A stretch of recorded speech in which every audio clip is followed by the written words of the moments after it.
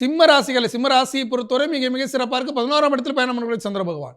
குரு பகவான் வக்ரமா இருக்கக்கூடிய நேரத்தில் நேரடி பண வருவாயில் பல தட்டுப்பாடுகள் தடைகள் ஏற்பட்டாலும் மறைமுகமாக பண வருவாய், ஒரு இடத்தை விற்று பணம் பெறுவது, வேறொரு இடத்தில் கடனாக பெற்றாவது வருங்கால வருமானத்திற்காக வேலை பார்ப்பது என்று மறைமுக பண வருவாய் ஏற்படும் ஒரு அற்புதமான நாள் இந்த நல்ல நாள்.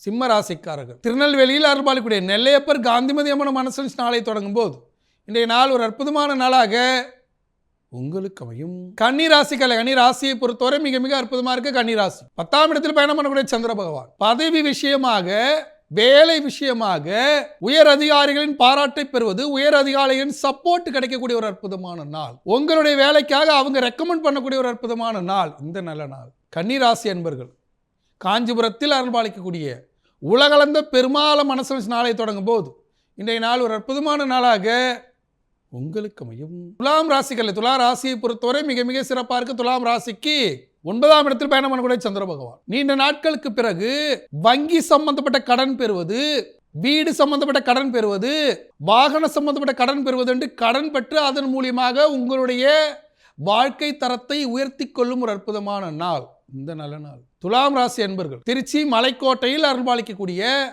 தாய்மானவர் சுவாமிகளை மனசல் நாளை தொடங்கும் போது இன்றைய நாள் ஒரு அற்புதமான நாளாக உங்களுக்கு மையம். விருச்சிக ராசிக்காரர்களே, விருச்சிக ராசியை பொறுத்தவரை இன்று சந்திராஷ்டமம், விசாக நட்சத்திரம் அன்ஷ நட்சத்திரம் சந்திராஷ்டமம் இருக்கிறதால் அன்றாட வேலைகளை செய்யுங்க.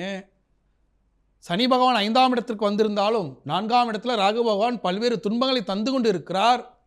எதிரி எச்சரிக்கை மனப்பான்போடு நடந்து கொள்ளணும். இந்த நேரத்தில் விருச்சிக ராசிக்காரர்கள் கோயமுத்தூரில் அருள்பாலிக்கூடிய மருதமலை ஆண்டவரை மனசில் நினைச்சிட்டு இந்த நாளை தொடங்கும் போது இன்றைய நாள் சந்திராஷ்டம நேரத்தில் நிதானம் காத்து இறை வழிபாட்டால் சந்திராஷ்டமத்தை சரி செய்யும் ஒரு அற்புதமான நாளாக உங்களுக்கு அமையும்.